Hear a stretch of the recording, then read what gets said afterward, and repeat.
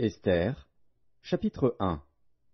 C'était du temps d'Assuérus, de cet Assuérus qui régnait depuis l'Inde jusqu'en Éthiopie sur 127 provinces. Et le roi Assuérus était alors assis sur son trône royal à Suse, dans la capitale. La 3e année de son règne, il fit un festin à tous ses princes et à ses serviteurs. Les commandants de l'armée des Perses et des Mèdes, les grands et les chefs des provinces furent réunis en sa présence. Il montra la splendide richesse de son royaume et l'éclatante magnificence de sa grandeur pendant nombre de jours, pendant 180 jours. Lorsque ces jours furent écoulés, le roi fit pour tout le peuple qui se trouvait à Suse, la capitale, depuis le plus grand jusqu'au plus petit, un festin qui dura 7 jours, dans la cour du jardin de la maison royale. Des tentures blanches, vertes et bleues, étaient attachées par des cordons de byssus et de pourpre à des anneaux d'argent et à des colonnes de marbre. Des lits d'or et d'argent reposaient sur un pavé de porphyre, de marbre, de nacre et de pierre noire. On servait à boire dans des vases d'or, de différentes espèces, et il y avait abondance de vin royal, grâce à la libéralité du roi. Mais on ne forçait personne à boire, car le roi avait ordonné à tous les gens de sa maison de se conformer à la volonté de chacun. La reine Vasthi fit aussi un festin pour les femmes dans la maison royale du roi Assuérus. Le 7e jour, comme le cœur du roi était réjoui par le vin, il ordonna à Méhuman, Biztha, Harbona, Bigtha, Abagtha, Zétar et Carcas, les 7 eunuques qui servaient devant le roi Assuérus, d'amener en sa présence la reine Vasthi, avec la couronne royale, pour montrer sa beauté au peuple et aux grands, car elle était belle de figure. Mais la reine Vasthi refusa de venir, quand elle reçut par les eunuques l'ordre du roi. Et le roi fut très irrité, il fut enflammé de colère. Alors le roi s'adressa aux sages qui avaient la connaissance des temps, car ainsi se traitaient les affaires du roi, devant tous ceux qui connaissaient les lois et le droit. Il avait auprès de lui Karshena, Shétar, Admata, Tarsis, Mérès, Marzena, Mémucan, 7 princes de Perse et de Médie, qui voyaient la face du roi et qui occupaient le premier rang dans le royaume. Quelle loi, dit-il, faut-il appliquer à la reine Vasthi, pour n'avoir point exécuté ce que le roi Assuérus lui a ordonné par les eunuques? Mémucan répondit devant le roi et les princes. Ce n'est pas seulement à l'égard du roi que la reine Vasthi a mal agi, c'est aussi envers tous les princes et tous les peuples qui sont dans toutes les provinces du roi Assuérus. Car l'action de la reine parviendra à la connaissance de toutes les femmes, et les portera à mépriser leurs maris. Elles diront, le roi Assuérus avait ordonné qu'on amenât en sa présence la reine Vasthi, et elle n'y est pas allée. Et dès ce jour les princesses de Perse et de Médie qui auront appris l'action de la reine la rapporteront à tous les chefs du roi. De là beaucoup de mépris et de colère. Si le roi le trouve bon, qu'on publie de sa part et qu'on inscrive parmi les lois des Perses et des Mèdes, avec défense de la transgresser, une ordonnance royale d'après laquelle Vasthi ne paraîtra plus devant le roi Assuérus, et le roi donnera la dignité de reine à une autre qui soit meilleure qu'elle. L'édit du roi sera connu dans tout son royaume, quelque grand qu'il soit, et toutes les femmes rendront honneur à leur mari, depuis le plus grand jusqu'au plus petit. Cet avis fut approuvé du roi et des princes, et le roi agit d'après la parole de Mémucan. Il envoya des lettres à toutes les provinces du royaume, à chaque province selon son écriture et à chaque peuple selon sa langue. Elles portaient que tout homme devait être le maître dans sa maison, et qu'il parlerait la langue de son peuple. Esther, chapitre 2. Après ces choses, lorsque la colère du roi Assuérus se fut calmée, il pensa à Vasthi, à ce qu'elle avait fait, et à la décision qui avait été prise à son sujet. Alors ceux qui servaient le roi dirent, qu'on cherche pour le roi des jeunes filles, vierges et belles de figure, que le roi établisse dans toutes les provinces de son royaume des commissaires chargés de rassembler toutes les jeunes filles, vierges et belles de figure, à Suse, la capitale, dans la maison des femmes, sous la surveillance d'Égée, eunuque du roi et gardien des femmes, qui leur donnera les choses nécessaires pour leur toilette, et que la jeune fille qui plaira au roi devienne reine à la place de Vasthi. Cet avis eut l'approbation du roi, et il fit ainsi.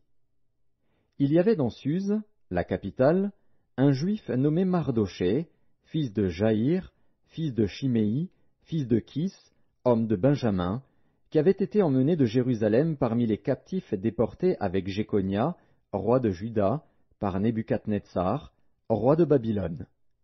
Il élevait Hadassa, qui est Esther, fille de son oncle, car elle n'avait ni père ni mère. La jeune fille était belle de taille et belle de figure. À la mort de son père et de sa mère, Mardochée l'avait adoptée pour fille. Lorsqu'on eut publié l'ordre du roi et son édit, et qu'un grand nombre de jeunes filles furent rassemblées à Suse, la capitale, sous la surveillance d'Hégaï, Esther fut aussi prise et conduite dans la maison du roi, sous la surveillance d'Hégaï, gardien des femmes. La jeune fille lui plut et trouva grâce devant lui. Il s'empressa de lui fournir les choses nécessaires pour sa toilette et pour sa subsistance, lui donna 7 jeunes filles choisies dans la maison du roi, et la plaça avec ses jeunes filles dans le meilleur appartement de la maison des femmes. Esther ne fit connaître ni son peuple ni sa naissance, car Mardochée lui avait défendu d'en parler. Et chaque jour Mardochée allait et venait devant la cour de la maison des femmes, pour savoir comment se portait Esther et comment on la traitait.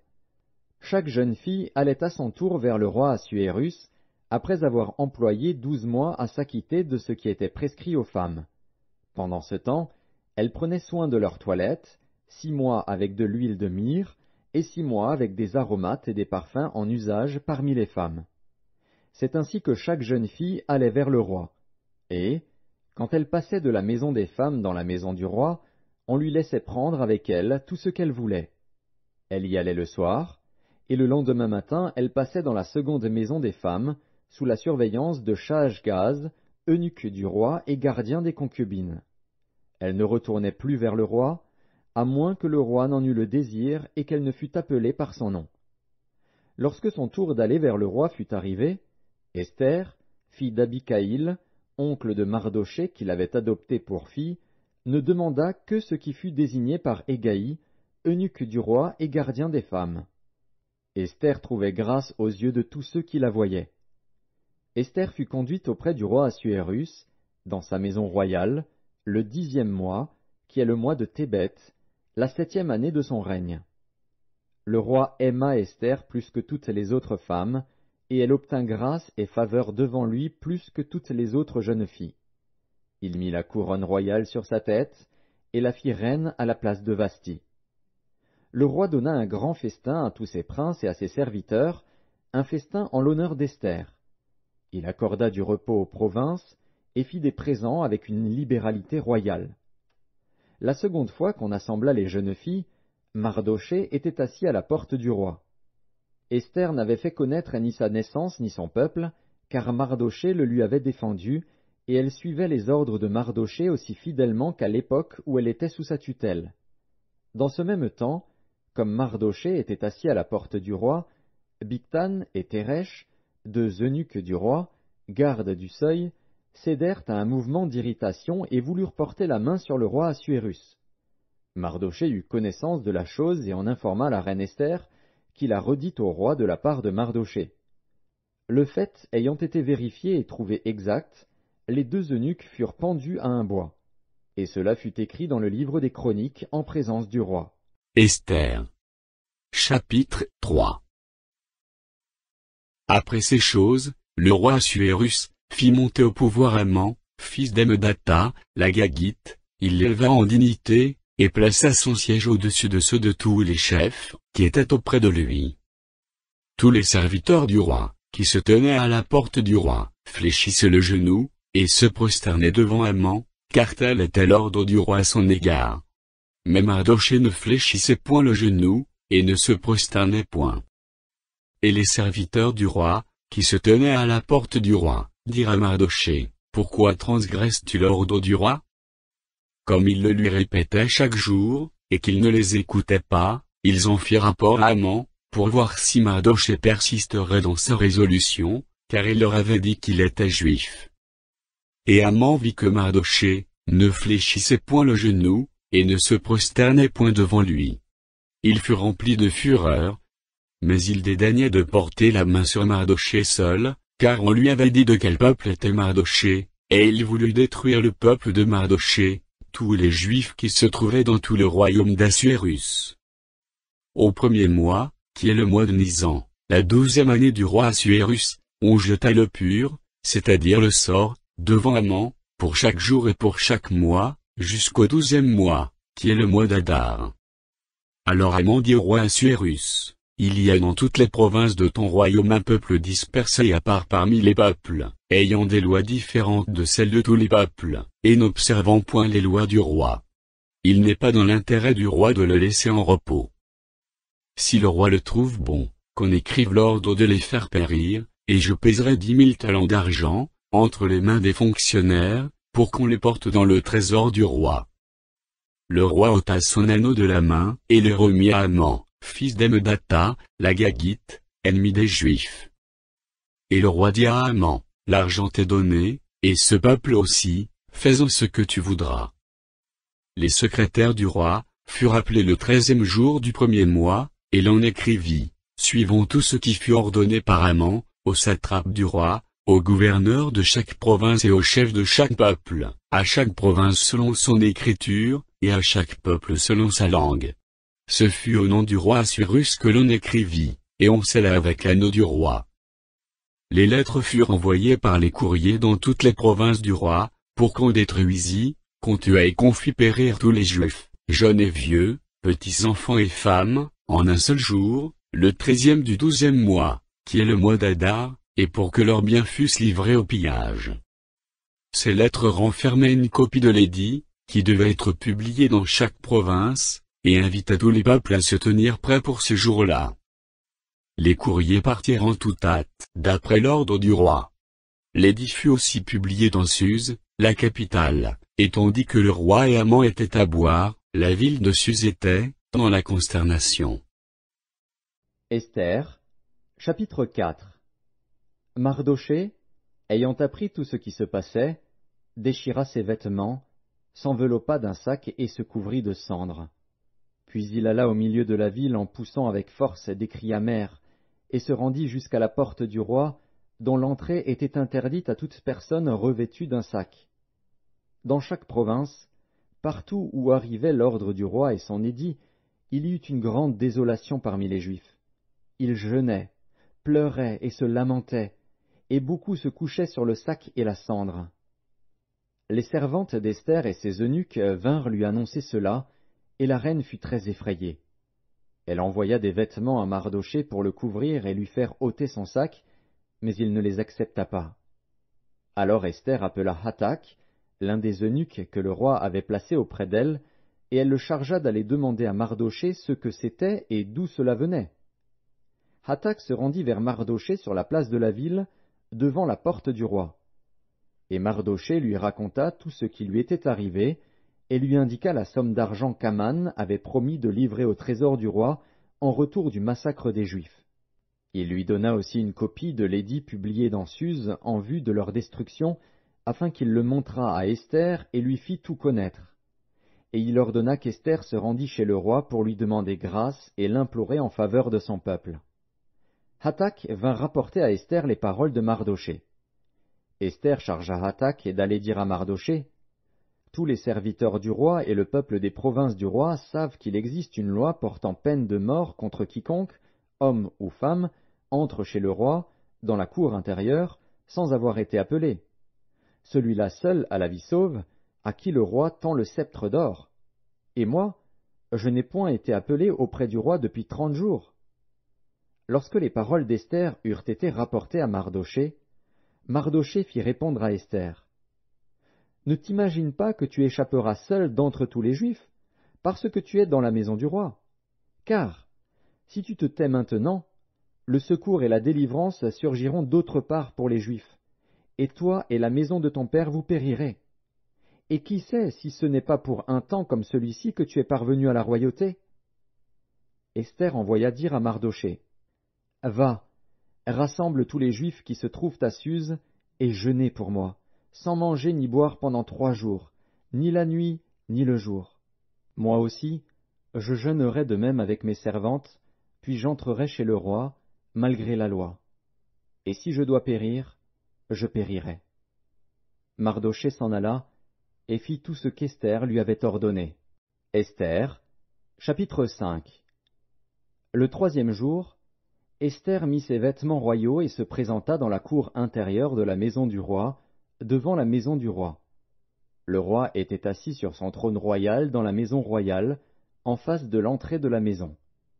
Lorsque le roi vit la reine Esther debout dans la cour, elle trouva grâce à ses yeux. Et le roi tendit à Esther le sceptre d'or qu'il tenait à la main. Esther s'approcha et toucha le bout du sceptre. Le roi lui dit, « Qu'as-tu, reine Esther, et que demandes-tu? Quand ce serait la moitié du royaume, elle te serait donnée. » Esther répondit, « Si le roi le trouve bon, que le roi vienne aujourd'hui avec Aman au festin que je lui ai préparé. » Et le roi dit, « Allez tout de suite chercher Aman, comme le désire Esther. » Le roi se rendit avec Aman au festin qu'avait préparé Esther. Et pendant qu'on buvait le vin, le roi dit à Esther, « Quelle est ta demande? Elle te sera accordée. Que désires-tu? Quand ce serait la moitié du royaume, tu l'obtiendras. » Esther répondit, « Voici ce que je demande et ce que je désire. Si j'ai trouvé grâce aux yeux du roi, et s'il plaît au roi d'accorder ma demande et de satisfaire mon désir, que le roi vienne avec Aman au festin que je leur préparerai, et demain je donnerai réponse au roi selon son ordre. » Aman sortit ce jour-là, joyeux et le cœur content. Mais lorsqu'il vit, à la porte du roi, Mardochée qui ne se levait ni ne se remuait devant lui, il fut rempli de colère contre Mardochée. Il sut néanmoins se contenir, et il alla chez lui. Puis il envoya chercher ses amis et Zeresh, sa femme. Aman leur parla de la magnificence de ses richesses, du nombre de ses fils, de tout ce qu'avait fait le roi pour l'élever en dignité, et du rang qu'il lui avait donné au-dessus des chefs et des serviteurs du roi. Et il ajouta, « Je suis même le seul que la reine Esther ait admis avec le roi au festin qu'elle a fait, et je suis encore invité pour demain chez elle avec le roi. Mais tout cela n'est d'aucun prix pour moi aussi longtemps que je verrai Mardochée, le juif, assis à la porte du roi. » Zeresh, sa femme, et tous ses amis lui dirent, « Qu'on prépare un bois haut de 50 coudées, et demain matin demande au roi qu'on y pende Mardochée. Puis tu iras joyeux au festin avec le roi. » Cet avis plut à Aman, et il fit préparer le bois. Esther, chapitre 6. Cette nuit-là, le roi ne put pas dormir, et il se fit apporter le livre des Annales, les Chroniques. On les lut devant le roi, et l'on trouva écrit ce que Mardochée avait révélé au sujet de Bigtan et de Téresh, les deux eunuques du roi, gardes du seuil, qui avaient voulu porter la main sur le roi Assuérus. Le roi dit, « Quelle marque de distinction et d'honneur Mardochée a-t-il reçu pour cela? » « Il n'a rien reçu, » répondirent ceux qui servaient le roi. Alors le roi dit, « Qui est dans la cour ?» Aman était venu dans la cour extérieure de la maison du roi pour demander au roi de faire pendre Mardochée au bois qu'il avait préparé pour lui. Les serviteurs du roi lui répondirent, « C'est Aman qui se tient dans la cour. » Et le roi dit, « Qu'il entre. » Aman entra, et le roi lui dit, « Que faut-il faire pour un homme que le roi veut honorer ?» Aman se dit en lui-même, « Quel autre que moi le roi voudrait-il honorer ?» Et Aman répondit au roi, « Pour un homme que le roi veut honorer, il faut prendre le vêtement royal dont le roi se couvre, et le cheval que le roi monte et sur la tête duquel se pose une couronne royale. Remettre le vêtement et le cheval à l'un des principaux chefs du roi, puis revêtir l'homme que le roi veut honorer, le promener à cheval à travers la place de la ville, et crier devant lui, « C'est ainsi que l'on fait à l'homme que le roi veut honorer. » Le roi dit à Aman, « Prends tout de suite le vêtement et le cheval, comme tu l'as dit, et fais ainsi pour Mardochée, le juif, qui est assis à la porte du roi. Ne néglige rien de tout ce que tu as mentionné. » Et Aman prit le vêtement et le cheval, il revêtit Mardochée, il le promena à cheval à travers la place de la ville, et il cria devant lui, « C'est ainsi que l'on fait à l'homme que le roi veut honorer. » Mardochée retourna à la porte du roi, Et Aman se rendit en hâte chez lui, désolé et la tête voilée. Aman raconta à Zeresh, sa femme, et à tous ses amis, tout ce qui lui était arrivé. Et ses sages, et Zeresh, sa femme, lui dirent, si Mardochée, devant lequel tu as commencé de tomber, est de la race des Juifs, tu ne pourras rien contre lui, mais tu tomberas devant lui. Comme il lui parlait encore, les eunuques du roi arrivèrent et conduisirent aussitôt Aman au festin qu'Esther avait préparé. Esther, chapitre 7. Le roi et Aman allèrent au festin chez la reine Esther. Ce second jour, le roi dit encore à Esther, pendant qu'on buvait le vin, « Quelle est ta demande, reine Esther? Elle te sera accordée. Que désires-tu? Quand ce serait la moitié du royaume, tu l'obtiendras. » La reine Esther répondit, « Si j'ai trouvé grâce à tes yeux, ô roi, et si le roi le trouve bon, accorde-moi la vie. Voilà ma demande. Et sauve mon peuple. Voilà mon désir.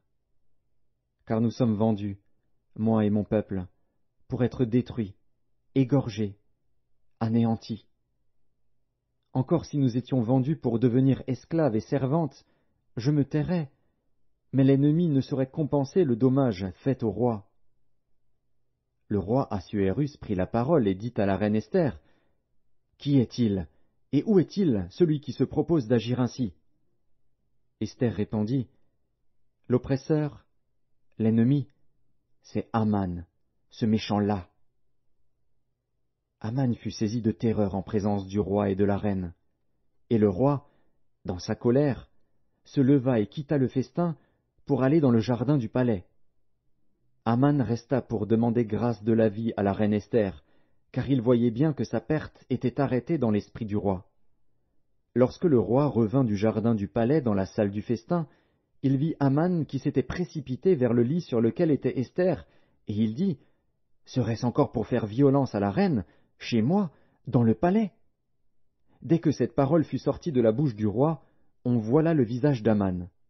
Et Harbona, l'un des eunuques, dit en présence du roi, « Voici, le bois préparé par Aman pour Mardochée, qui a parlé pour le bien du roi, est dressé dans la maison d'Aman, à une hauteur de 50 coudées. » Le roi dit, « Qu'on y pende Aman. » Et l'on pendit Aman au bois qu'il avait préparé pour Mardochée. Et la colère du roi s'apaisa. Esther, chapitre 8. En ce même jour, le roi Assuérus donna à la reine Esther la maison d'Aman, l'ennemi des Juifs. Et Mardochée parut devant le roi, car Esther avait fait connaître la parenté qui l'unissait à elle. Le roi ôta son anneau, qu'il avait repris à Aman, et le donna à Mardochée. Esther, de son côté, établit Mardochée sur la maison d'Aman. Puis Esther parla de nouveau en présence du roi. Elle se jeta à ses pieds, elle pleura, elle le supplia d'empêcher les effets de la méchanceté d'Aman, la Gagite, et la réussite de ses projets contre les Juifs. Le roi tendit le sceptre d'or à Esther, qui se releva et resta debout devant le roi.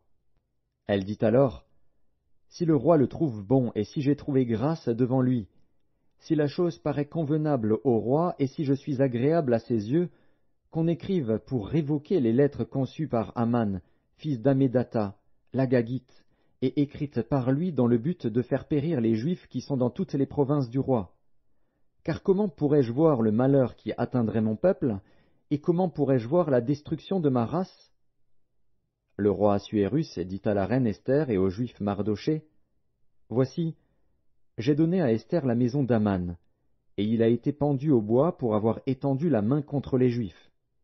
Écrivez donc en faveur des Juifs comme il vous plaira, au nom du roi, et scellez avec l'anneau du roi. Car une lettre écrite au nom du roi et scellée avec l'anneau du roi ne peut être révoquée. » Les secrétaires du roi furent appelés en ce temps, le 23e jour du 3e mois, qui est le mois de Sivan, et l'on écrivit, suivant tout ce qui fut ordonné par Mardochée, aux Juifs, aux satrapes, aux gouverneurs et aux chefs des 127 provinces situées de l'Inde à l'Éthiopie, à chaque province selon son écriture, à chaque peuple selon sa langue, et aux Juifs selon leur écriture et selon leur langue. On écrivit au nom du roi Assuérus, et l'on scella avec l'anneau du roi. On envoya les lettres par des courriers ayant pour monture des chevaux et des mulets nés de juments. Par ces lettres, le roi donnait aux Juifs, en quelque ville qu'ils fussent, la permission de se rassembler et de défendre leur vie, de détruire, de tuer et de faire périr, avec leurs petits-enfants et leurs femmes, tous ceux de chaque peuple et de chaque province qui prendraient les armes pour les attaquer, et de livrer leurs biens au pillage, et cela en un seul jour, dans toutes les provinces du roi Assuérus, le 13e du 12e mois, qui est le mois d'Adar.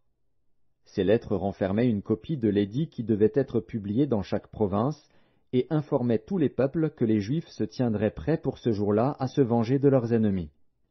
Les courriers, montés sur des chevaux et des mulets, partirent aussitôt et en toute hâte, d'après l'ordre du roi. L'édit fut aussi publié dans Suse, la capitale. Mardochée sortit de chez le roi, avec un vêtement royal bleu et blanc, une grande couronne d'or, et un manteau de byssus et de pourpre. La ville de Suse poussait des cris et se réjouissait. Il n'y avait pour les Juifs que bonheur et joie, allégresse et gloire. Dans chaque province et dans chaque ville, partout où arrivait l'ordre du roi et son édit, il y eut parmi les Juifs de la joie et de l'allégresse, des festins et des fêtes. Et beaucoup de gens d'entre les peuples du pays se firent juifs, car la crainte des Juifs les avait saisis. Esther, chapitre 9. Au 12e mois, qui est le mois d'Adar, le 13e jour du mois, jour où devait s'exécuter l'ordre et l'édit du roi, et où les ennemis des Juifs avaient espéré dominer sur eux, ce fut le contraire qui arriva, et les Juifs dominèrent sur leurs ennemis. Les Juifs se rassemblèrent dans leurs villes, dans toutes les provinces du roi Assuérus, pour mettre la main sur ceux qui cherchaient leur perte. Et personne ne put leur résister, car la crainte qu'on avait d'eux s'était emparée de tous les peuples. Et tous les chefs des provinces, les satrapes, les gouverneurs, les fonctionnaires du roi, soutinrent les Juifs, à cause de l'effroi que leur inspirait Mardochée. Car Mardochée était puissant dans la maison du roi, et sa renommée se répandait dans toutes les provinces, parce qu'il devenait de plus en plus puissant. Les Juifs frappèrent à coups d'épée tous leurs ennemis, ils les tuèrent et les firent périr. Ils traitèrent comme il leur plut ceux qui leur étaient hostiles. Dans Suse, la capitale, les Juifs tuèrent et firent périr 500 hommes, et ils égorgèrent Parchandata, Dalphon, Aspata, Porata, Adalia, Aridata, Parmashta, Arisaï, Aridaï et Vagezata, les 10 fils d'Aman, fils d'Amédata, l'ennemi des Juifs. Mais ils ne mirent pas la main au pillage. Ce jour-là, le nombre de ceux qui avaient été tués dans Suse, la capitale, parvint à la connaissance du roi. Et le roi dit à la reine Esther, « Les Juifs ont tué et fait périr dans Suse, la capitale, 500 hommes et les 10 fils d'Aman. Qu'auront-ils fait dans le reste des provinces du roi? Quelle est ta demande? Elle te sera accordée. Que désires-tu encore? Tu l'obtiendras. » Esther répondit, « Si le roi le trouve bon, qu'il soit permis aux Juifs qui sont à Suse d'agir encore demain selon le décret d'aujourd'hui, et que l'on pende au bois les 10 fils d'Aman. » Et le roi ordonna de faire ainsi. L'édit fut publié dans Suse. On pendit les 10 fils d'Aman. Et les Juifs qui se trouvaient à Suse se rassemblèrent de nouveau le 14e jour du mois d'Adar, et tuèrent dans Suse 300 hommes. Mais ils ne mirent pas la main au pillage. Les autres Juifs qui étaient dans les provinces du roi se rassemblèrent et défendirent leur vie. Ils se procurèrent du repos en se délivrant de leurs ennemis, et ils tuèrent 75 000 de ceux qui leur étaient hostiles. Mais ils ne mirent pas la main au pillage. Ces choses arrivèrent le 13e jour du mois d'Adar. Les Juifs se reposèrent le 14e, et ils en firent un jour de festin et de joie.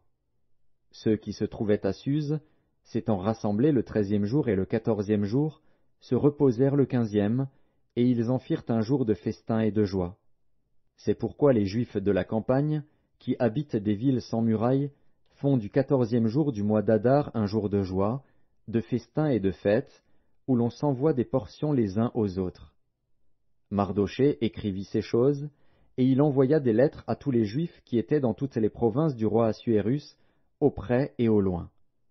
Il leur prescrivait de célébrer chaque année le 14e jour et le 15e jour du mois d'Adar, comme les jours où ils avaient obtenu du repos en se délivrant de leurs ennemis, de célébrer le mois où leur tristesse avait été changée en joie et leur désolation en jours de fête, et de faire de ces jours des jours de festin et de joie, où l'on s'envoie des portions les uns aux autres et où l'on distribue des dons aux indigents. Les Juifs s'engagèrent à faire ce qu'ils avaient déjà commencé et ce que Mardochée leur écrivit. Car Aman, fils d'Amédatha, l'Agagite, ennemi de tous les Juifs, avait formé le projet de les faire périr, et il avait jeté le pur, c'est-à-dire le sort, afin de les tuer et de les détruire. Mais Esther, s'étant présentée devant le roi ordonna par écrit de faire retomber sur la tête d'Aman le méchant projet qu'il avait formé contre les Juifs, et de le pendre au bois, lui et ses fils. C'est pourquoi on appela ces jours Purim, du nom de Pur. D'après tout le contenu de cette lettre, d'après ce qu'ils avaient eux-mêmes vu et ce qui leur était arrivé, les Juifs prirent pour eux, pour leur postérité, et pour tous ceux qui s'attacheraient à eux, la résolution et l'engagement irrévocable de célébrer chaque année ces 2 jours, selon le mode prescrit et au temps fixé. Ces jours devaient être rappelés et célébrés de génération en génération, dans chaque famille, dans chaque province et dans chaque ville. Et ces jours de Purim ne devaient jamais être abolis au milieu des Juifs, ni le souvenir s'en effacer parmi leurs descendants. La reine Esther, fille d'Apikaïl, et le juif Mardochée écrivirent d'une manière pressante une seconde fois pour confirmer la lettre sur les Purim. On envoya des lettres à tous les Juifs, dans les 127 provinces du roi Assuérus. Elles contenaient des paroles de paix et de fidélité pour prescrire ces jours de Purim au temps fixé, comme le juif Mardochée et la reine Esther les avaient établis pour eux, et comme ils les avaient établis pour eux-mêmes et pour leur postérité, à l'occasion de leur jeûne et de leurs cris. Ainsi l'ordre d'Esther confirma l'institution des Purim, et cela fut écrit dans le livre. Esther, chapitre 10. Le roi Assuérus imposa un tribut aux pays et aux îles de la mer. Tous les faits concernant sa puissance et ses exploits, et les détails sur la grandeur à laquelle le roi éleva Mardochée, ne sont-ils pas écrits dans le livre des chroniques des rois des Mèdes et des Perses? Car le juif Mardochée était le premier après le roi Assuérus. Considéré parmi les Juifs et aimé de la multitude de ses frères, il rechercha le bien de son peuple et parla pour le bonheur de toute sa race.